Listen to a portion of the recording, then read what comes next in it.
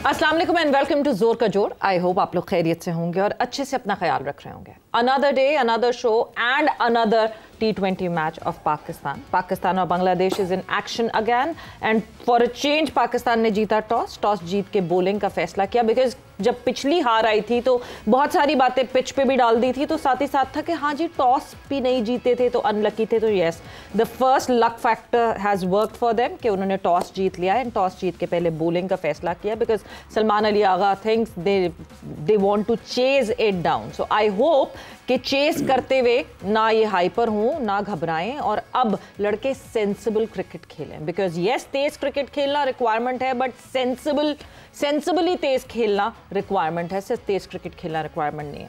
सो जिस तरह पिछले मैच में 66 डॉट बॉल्स नहीं खेली गई, मतलब डॉट बॉल्स की गई, आई होप इस दफ़ा इस तरह पाकिस्तान ना करे। So yes, Pakistan cricket team क्या आज कम बैक कर सकेगी with all these conditions and without thinking and blaming pitch, देखना है।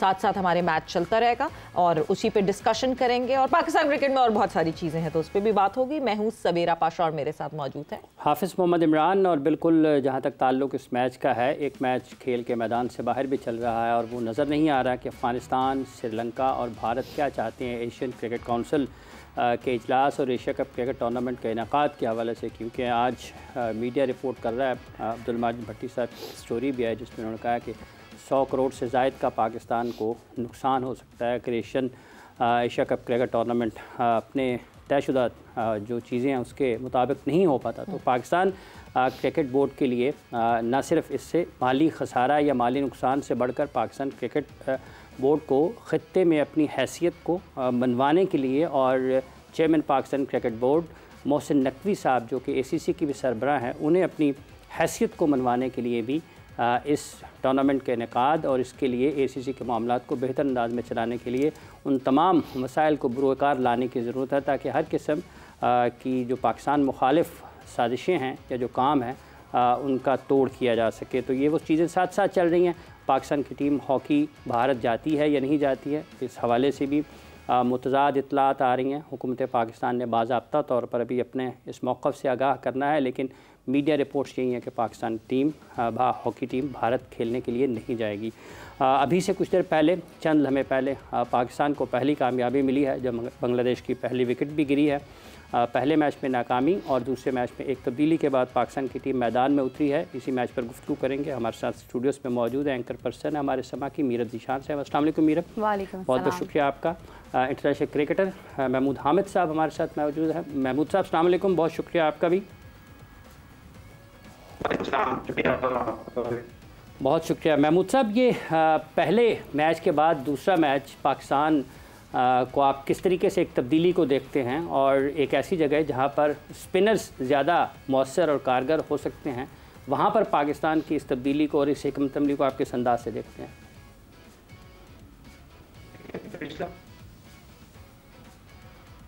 गालिबन महमूद हामिद साहब की कुछ राब्ते का मसला है, हम कोशिश कर रहे हैं कि उनके साथ दोबारा राब्ता बहाल हो जाए और वो हमारे साथ जुड़े ताकि इस मैच के हवाले से जो गुफ्तगू है उसके सिलसिले को हम दोबारा शुरू करें। मीरब, आप किस तरह से देख रही हैं ये दूसरा मैच है पाकिस्तान के लिए?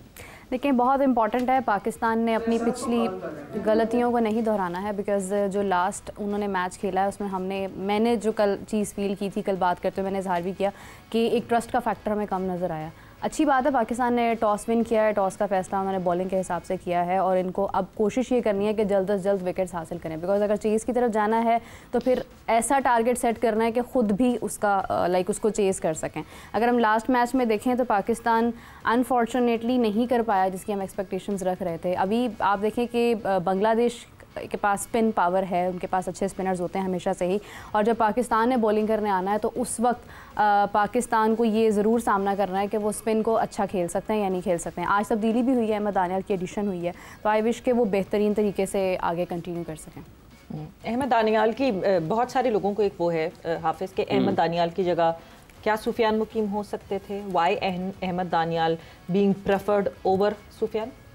लेकिन इसके एक और भी बात है कि आप अबरार को क्यों बिठाएं?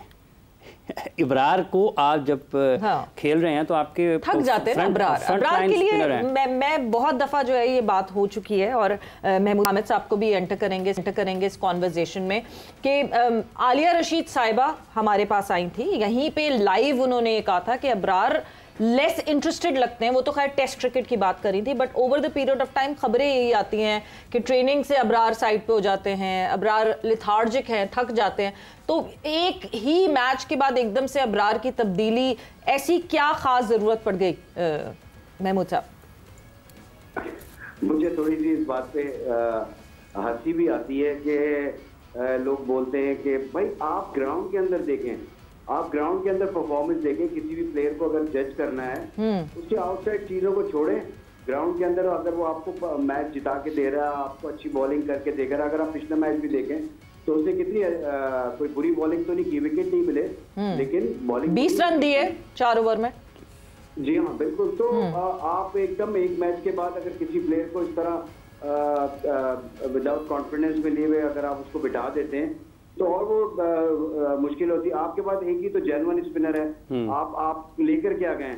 अगर आप नवाज की बात करते हैं, नवाज की अगर बैक पर परफॉर्मेंस देखें, क्या है नवाज की परफॉर्मेंस, लेकिन आप फिर नवाज के ऊपर आप लेके चले गए, तरजीह दे रहे हैं। आपके पास एक ही मेन जेन्युइन स्पिनर है, आपने उसको भी बिठा दिया। तो मेरी समझ में आ रहा है कि हम किस उसके ऊपर जा रहे हैं, या ये हमारा क्या टीम बिल्ड करने का तरीक़ेकार है, किस तरह अगर हम T20 टीम को बिल्ड कर रहे हैं।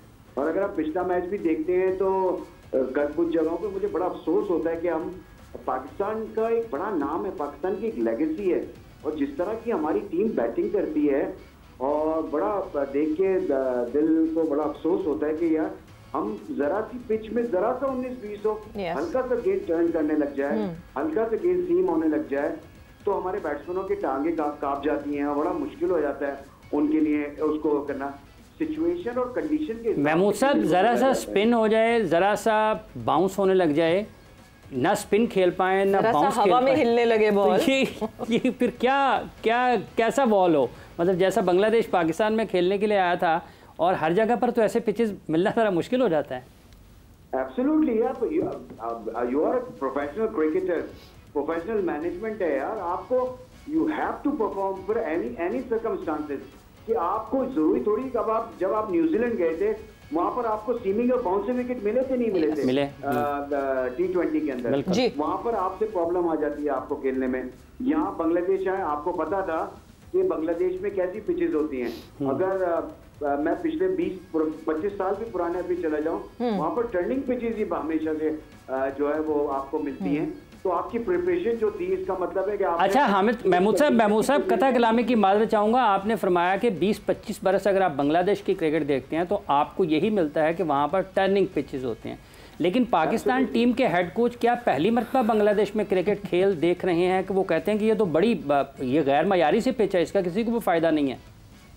देखें ये अगर मैं इस तरह का बयान मेरे ख्याल से एक प्रोफेशनल बंदे को नहीं, आप अपनी टीम को ही लेट डाउन कर जाते हैं। हाँ। क्योंकि आप ये समझने लगते हैं कि मेरे मतलब थोड़ी सी मुश्किल पिच होगी तो हमारे प्लेयर्स नहीं खेल पाएंगे। तो एक तरह से अपना फेस को बचाने वाली बात होती है। हाँ। मेरे ख्याल से जो भी सर्कमस्टांसेस हो आपको फेस करना पड़ेगा। जब पाकिस्तान आए थे, पाकिस्तान में भी जो टर्निंग पिचेस बना के हम लोगों ने टेस्ट मैचेस जीते थे, वो भी से कहते हैं कि टर्निंग विकेट पर बना के आप लोगों ने मैच जीत लिए। तो जो भी सर्कमस्टांसेस मिलते ही आपको खेलना है, आपको हर मुश्किल कंडीशंस के अंदर खेलना है। न्यूजीलैंड में आपको डिफरेंट कंडीशन, ऑस्ट्रेलिया में डिफरेंट कंडीशन, इंग्लैंड जाते हैं वहाँ आपको स्विंग कंडीशन मिलती हैं।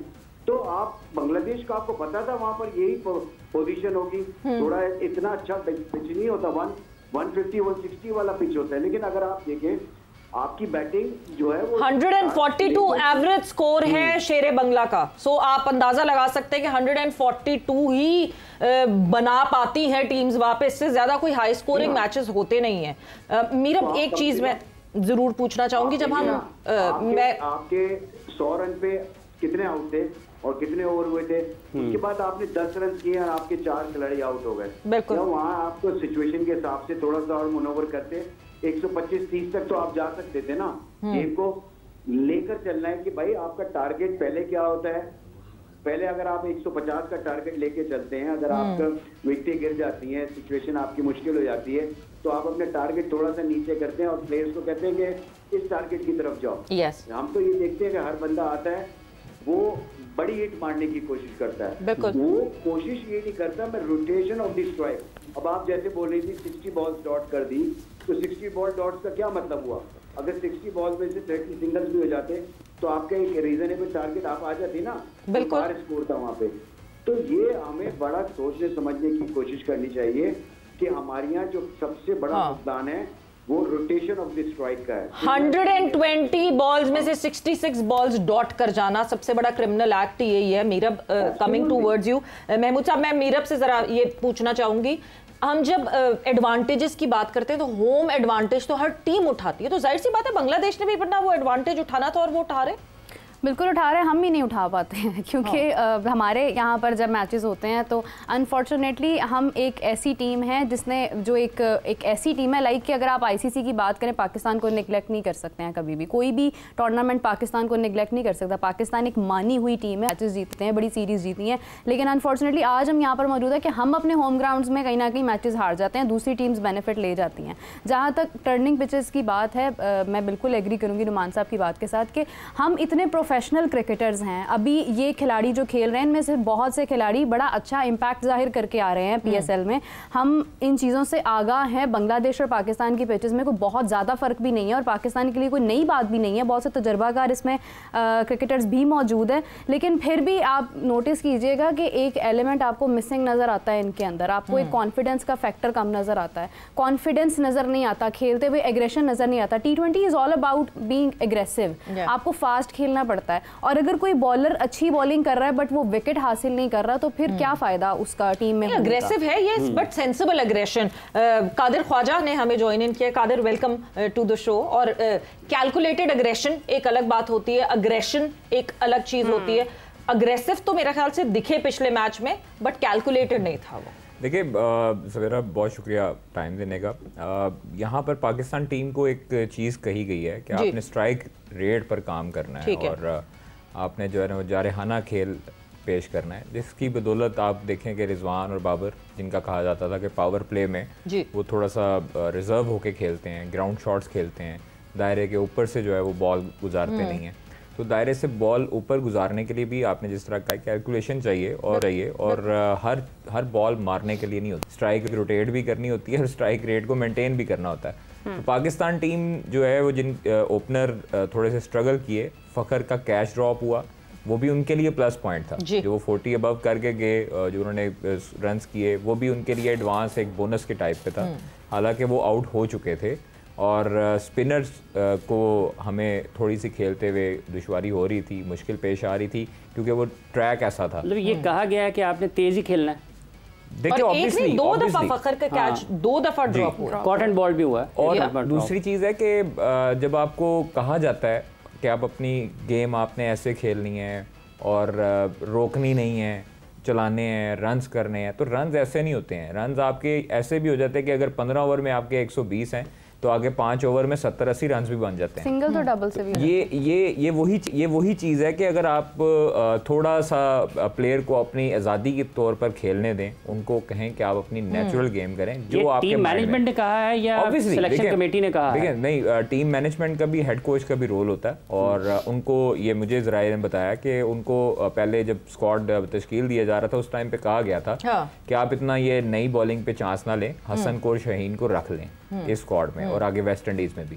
तो उनका कहना था कि नहीं, मैं जो है वो अभी जो मेरा है प्रोसेस में उसको फॉलो करूंगा, उसको लेकर चलूंगा, अब जीत हार से मुझे कोई फर्क नहीं पड़ता। ये हेड कोच, इसका मतलब ये है, इसका मतलब ये है जैसे अभी कादिर कह रहे हैं ना कि इनको कहा गया है तेज खेलने का, तो इसका मतलब ये है कि आप हसन नवाज अगर गलत शॉट खेल कर आउट हो जाएं, हारिस अगर गलत शॉट खेल कर आउट हो जाएं, साइम अगर गलत शॉट खेल कर आउट हो जाएं तो उनको पूछा नहीं जाएगा क्योंकि उनको तो कहा गया कि आपने तेज खेलना। महमूद साहब, कमिंग टूवर्ड्स यू, मतलब अगर तो ये एक मैसेज, मेरा ख्याल से क्लैरिटी में मैसेज नहीं लड़कों को दिया गया। तेज खेलना मतलब ये नहीं है कि आप बाउंड्रीज हिट कर रहे हो, तेज आप स्ट्राइक रोटेशन से भी कर सकते हैं। आप अगर सिंगल्स को डबल्स में कन्वर्ट करें, अपनी फिटनेस अच्छी करके, अपनी रनिंग एबिलिटी को अच्छा करके, आप स्ट्राइक रोटेशन पे भी अपना स्ट्राइक रेट बेहतर कर सकते हैं। एब्सोल्युटली, मैं भी यही कह रहा हूँ कि देखें, आप डॉट बॉल खेलते हैं या छक्का मारने की कोशिश करते हैं या चौका मारने की कोशिश करते हैं, आप स्लॉगिंग स्टाइल में बैटिंग कर रहे होते हैं। जितने भी अगर आपके बैट्समैन हैं, अगर वो फकर को भी ले लें तो वो स्लॉग हिटिंग कर रहे होते हैं स्क्वायर की तरफ या मिड विकेट की तरफ, थोड़ा सा रूम बना के पॉइंट के ऊपर से मारने की कोशिश करते हैं। समहाउ वो डॉट बॉल्स भी होती है वहां पर, तो अगर वहां पर थोड़ा सा बॉल मुश्किल हो रहा है तो भाई आप मनोवर करें ना, आप सिंगल लें और दूसरे एंड पे चले जाएं। दूसरा बैट्समैन आता है और राइट हैंड बैट्समैन होता है, वहां पर बॉलर को थोड़ा सा और डिफरेंट करना पड़ता है। महमूद साहब कथा कलामी की माजरत चाहूँगा, आपने कहा कि सिंगल लें, लेकिन ये जितने भी प्रैक्टिस सेशंस हमने देखे हैं वहाँ पर तो वीडियो सिर्फ यही आई हैं कि वो थ्रो डाउन हो रहा है और बड़े बड़े शॉट्स खिलाए जा रहे हैं, थ्रो डाउन हो रहा है। अभी तो प्रॉब्लम आ रही है आपको। हाँ। आप 60 बॉल डॉट बॉल खेल रहे हैं भाई। हाँ। और ये अभी से नहीं खेल रहे, ये आप पहले से खेलते हुए आ रहे हैं। हाँ। और अगर आपने ये बात अगर इसी तरह करनी है कि हार जीत से मुझे फर्क नहीं पड़ रहा, देखें हार जीत से पाकिस्तान टीम को बहुत बड़ा फर्क पड़ता है। आपकी रैंकिंग का इफेक्ट आता है, आपको बहुत मुश्किलात होती हैं।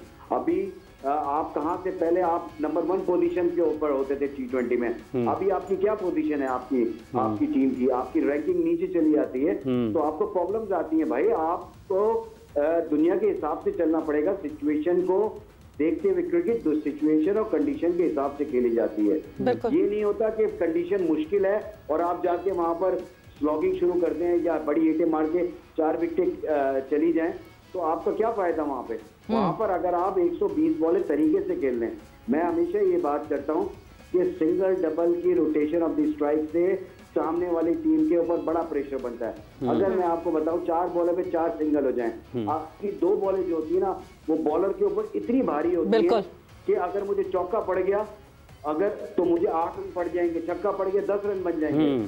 तो वहां पर इसकी बड़ी वैल्यू है। ये हमारे प्लेयर्स को नहीं समझ में आ रही कि सिंगल्स जो है, दुनिया में जितने भी प्लेयर्स हैं, अगर आप टॉप प्लेयर्स उठा के देखें, वो रोटेशन, मतलब आपके कहने का मतलब ये है कि जहां पर एक पावर हिटिंग का या फिर स्ट्राइकर्स का कैंप है, एक स्ट्राइक रोटेशन का भी कैंप लगना चाहिए। एब्सोल्युटली, मतलब स्ट्राइक कैसे रोटेट करनी है यार। एक मुश्किल बॉल आ गया, अगर मुश्किल बॉल आ गया है तो हम उसको सीधा खेल लेते हैं। मतलब वही बात आ गई ना महमूद साहब, गेम अवेयरनेस की बात आ गई। जब मैं गेम अवेयरनेस की बात, मुझे ये याद आता है जो 33 रन पार्टनरशिप सलमान और नसीम शाह की हुई थी वर्सेस साउथ अफ्रीका, जहां पे ये बात हो रही थी कि एक ओवर में चौका लग गया, अब बस सिंगल डबल कर लो, चौका लगाने की जरूरत नहीं। ये गेम अवेयरनेस हमारे लड़कों को जरूरत है। और रनिंग बिटवीन द विकेट्स तो कमाल ही कर रहे हैं ना हमारे लड़के, 3 रन आउट हमने देखे। आई होप आज ऐसा ना हो। वक्त एक ब्रेक का हुआ है, ब्रेक पर जाएंगे, ब्रेक से वापस आते हैं तो कॉन्वर्सेशन को आगे बढ़ाते हैं।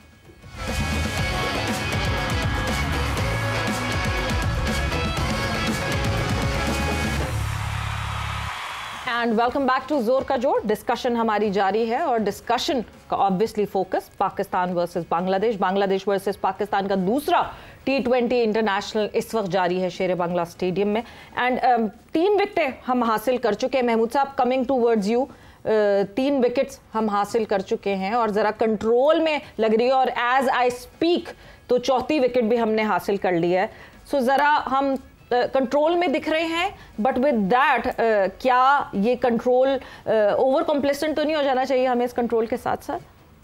नहीं, ऐसे नहीं होना चाहिए। एज ए प्रोफेशनल क्रिकेट आपने देखिए, क्रिकेट ऐसी चीज है कि आपने अगर गर्दन एक दफा पकड़ ली ना तो आप उसको फिर छोड़े नहीं। जहाँ पर थोड़ा सा भी आप रिलैक्स होने जाते हैं तो दूसरी टीम को मौका मिल जाता है वापस आने का।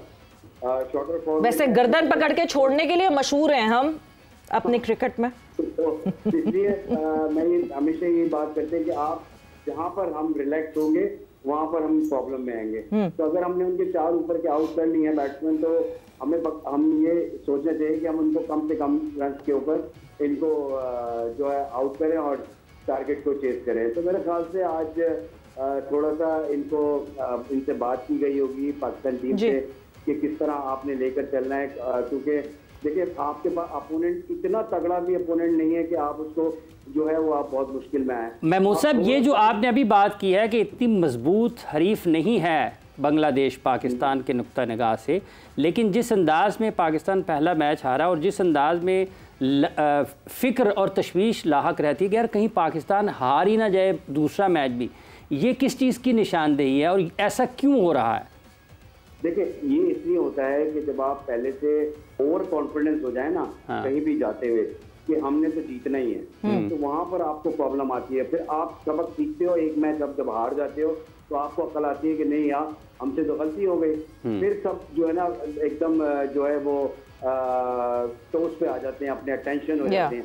तो यही है हमारा, ये हमारी ओवरऑल कॉम के अंदर पूरे में यही है।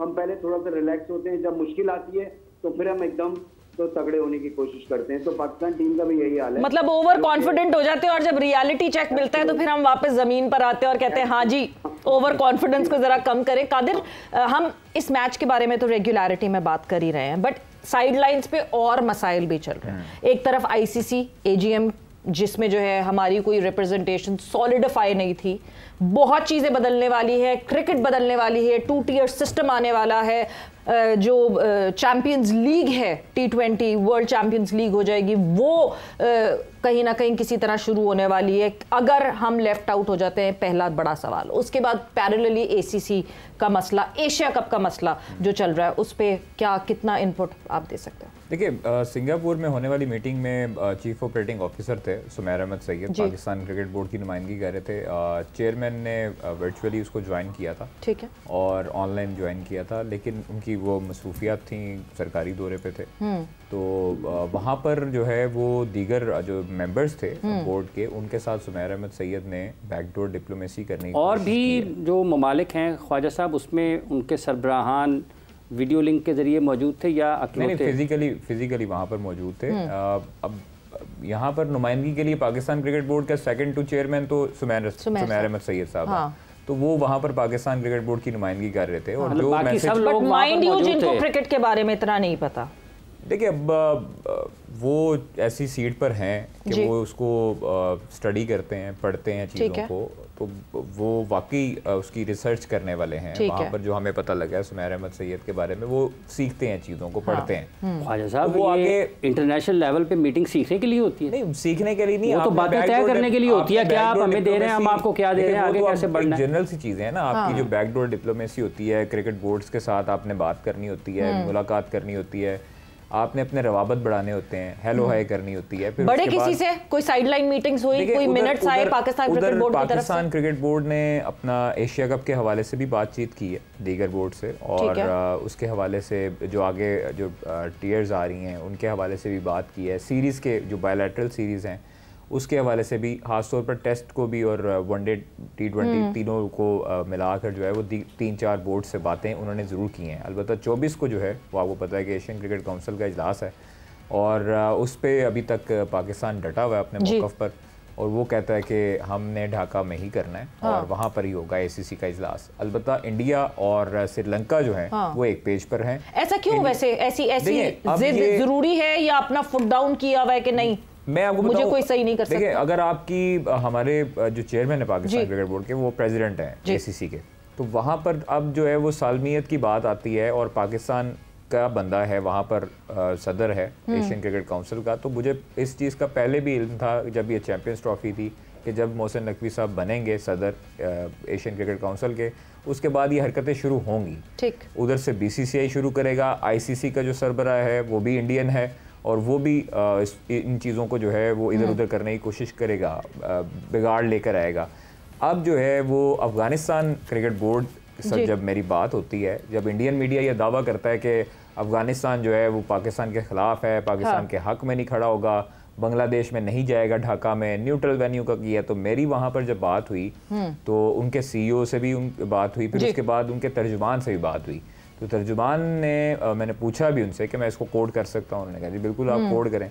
तो वो चीज़ थी, उन्होंने कहा था कि हम ढाका में हैं और ढाका में हमने ईमेल कर दी हुई है ACC को कि हम ढाका में आएंगे और वहाँ पर इजलास जो है उसको हम पार्टिसिपेट करेंगे, उसमें हमें कोई मसला नहीं है। लेकिन उन्होंने एक वर्ड बोला था एंड पे जुमला, उन्होंने कहा था लेकिन उम्मीद ये की जा सकती है कि सारे बोर्ड्स जहाँ पर राजी हों वही वेन्यू रख दिया जाए, कोई न्यूट्रल वेन्यू बना दिया जाए। एंड वाली लाइन ये थी। शुरू में उन्होंने इस चीज़ को एग्री किया कि उन्होंने ईमेल पे हाँ कर दी अग्री कर पाकिस्तान के साथ। महमूद साहब लेकिन रास्ता खोल दिया उन्होंने कि अगर ये कह के वो जो एक छोटा सा स्टैरिक बन के नीचे नहीं लिखा हुआ होता कि हाँ जी ये टर्म्स एंड कंडीशंस। महमूद साहब जब हम पावर गेम की बात करते हैं, ऑब्वियसली एक क्रिकेट का गेम तो है, बट बैकडोर चैनलिंग है, उससे एक पावर गेम भी क्रिएट होता है। और इस वक्त अगर हम हमारे खित्ते की बात करें, so yes that power game is with in BCCI, और बीसीसीआई इसीलिए आपको दिखता है कहीं ना कहीं अपनी मनमानी करता हुआ।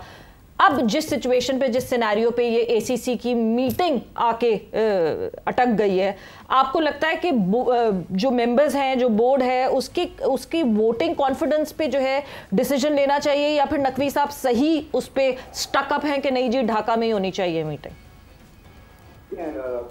ये चीज हमेशा से थी कि ये प्रॉब्लम्स आएंगी, ठीक है ना। अब इसको किस तरह किस डिप्लोमेसी से इस पे काम करना पड़ेगा, ये बहुत इंपॉर्टेंट है। जैसे भी ख्वाजा ने बात की कि जो समीर साहब गए, उनको देखें लॉबी बहुत स्ट्रांग करनी पड़ती है आपको। आपको दूसरे बोर्ड के साथ अपनी लॉबीज को स्ट्रांग करना पड़ता है, जब जाके चीजें ठीक होती हैं।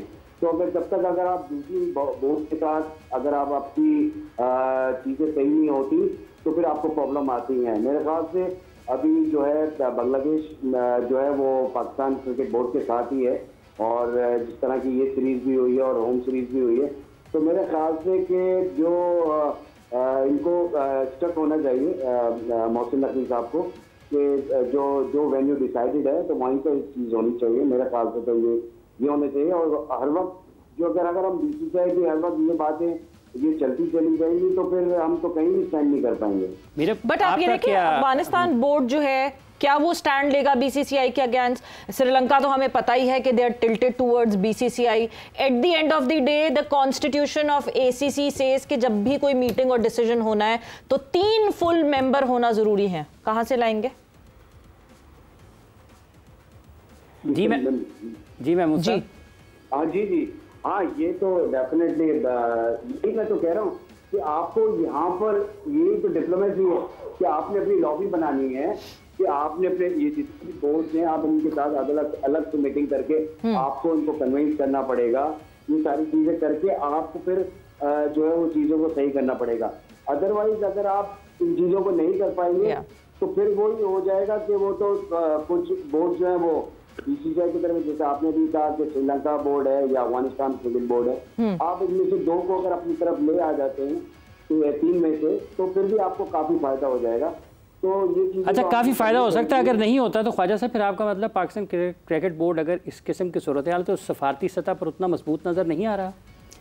देखिए मजबूती की बात नहीं है, ये जो कंट्रीज़ हैं जो बीसीसीआई के साथ खड़ी हैं, ये इनका तो सबको पता है कि इन्होंने उसी तरफ ही झुकाव देना है। और भारतीय क्रिकेट बोर्ड ने, भारतीय हुकूमत ने, और उसके साथ आईसीसी भी अब जुड़ गया, तो वो नहीं चाहते हैं कि पाकिस्तान को किसी भी किस्म की जो है वो क्रिकेट मिले। पाकिस्तान क्रिकेट बोर्ड ने उसके तोड़ के लिए क्या किया है? अगर भारतीय हुकूमत कर रही है, अभी जो दौरा हुआ मोहसिन नकवी साहब का अफगानिस्तान जब गए हैं, तो वहाँ पर भी उन्होंने उनके साथ ये बातचीत की है, जो हमें सोर्सेज बताते हैं वहाँ पर बातचीत हुई है और अच्छी मस्बत जो है वो बातचीत हुई है। तो इसलिए यही तरीका है ना कि आप अगर आप जाएं वहाँ पर कुछ और भी बातें हो, साथ ही क्रिकेट की भी बात हो जाए, तो ये अच्छी चीज़ है। सोने पे सुहागा है कि आप अपने पाकिस्तान और अफगानिस्तान के ताल्लुकात मजबूत करने गए, वहाँ पर जो है वो पॉलिटिकली बातें हुई होंगी, फिर उसके बाद थोड़ा सा रुझान इस तरफ भी आया होगा, क्रिकेट की तरफ भी, तो क्रिकेट की भी बात की होगी कि ये हमारी जो है वो इजलास होने जा रहा है। मुझे एक बात नहीं समझ आती ना, मैं फिर से आईसीसी की मीटिंग के ऊपर आऊंगी, वो इस वजह से बिकॉज जब हमें पता है कि हमारे खिलाफ एक बोर्ड है जो कि बैकडोर चैनलिंग भी बहुत स्ट्रॉन्ग कर रहा है, वो सबसे अमीर बोर्ड भी है, उसकी क्रिकेट भी अच्छी चल रही है, everything is ticking the box, तो हमें तो और स्ट्रॉन्गर आना चाहिए, ना कि हम उस मीटिंग का हिस्सा ही ना बने, हम वर्चुअली, हमारे पास टाइम नहीं है, हम वर्चुअली कर लेते हैं। तो फिर कहीं ना कहीं इस बात पे तो डिसीजन लेना पड़ेगा ना। जयशाह ने तो नहीं मना किया नकवी साहब को कि आप मीटिंग अटेंड ना करें फिजिकली?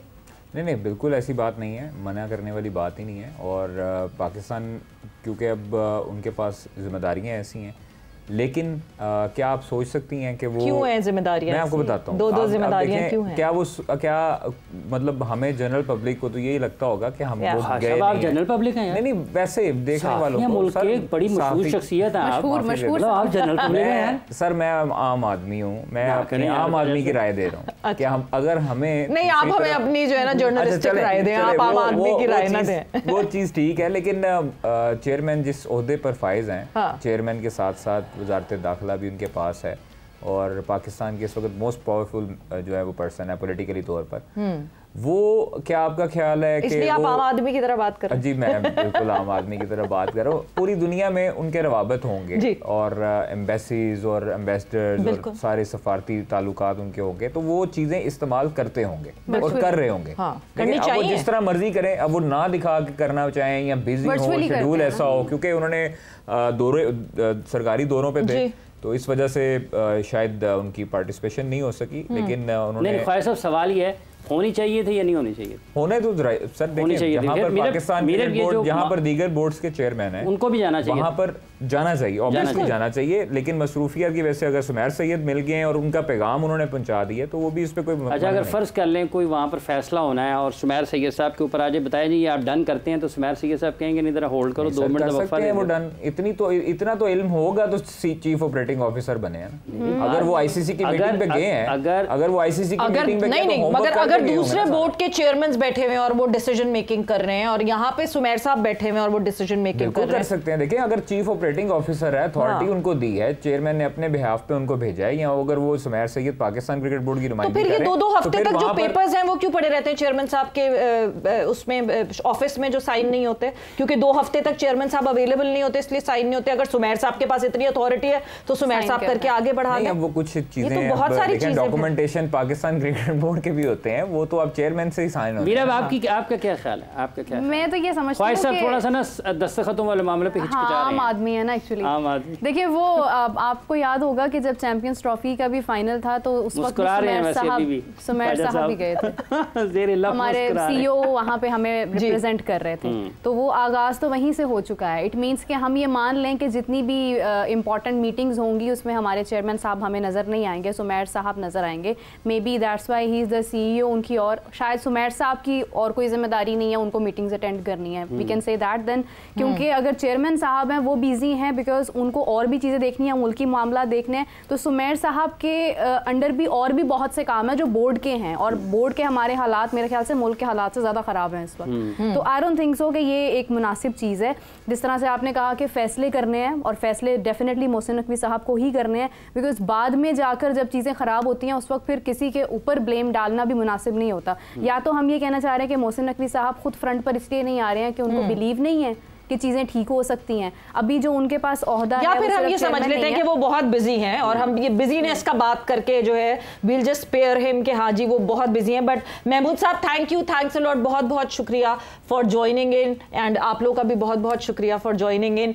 बात वही आती है at the end of the day, इतना सारा, if there so much on your plate it would be tough to handle, and क्या वो हैंडल हो पा रहा है प्रॉपर्ली कि नहीं? आई होप प्रॉपर्ली हैंडल हो, बिकॉज एक तरफ एसीसी, एक तरफ आईसीसी एंड एक तरफ अपना मुल्क पाकिस्तान, तो सारी चीजें बहुत मुश्किल है हैंडल करना। आई होप नकवी साहब जो है सारी चीजों को जगल आउट कर सके। बट विद दैट सवेरा पाशा को और हाफिज इमरान को इजाजत दीजिए, अपना बहुत ख्याल रखिएगा, टेक केयर, बाय बाय, अल्लाह हाफिज।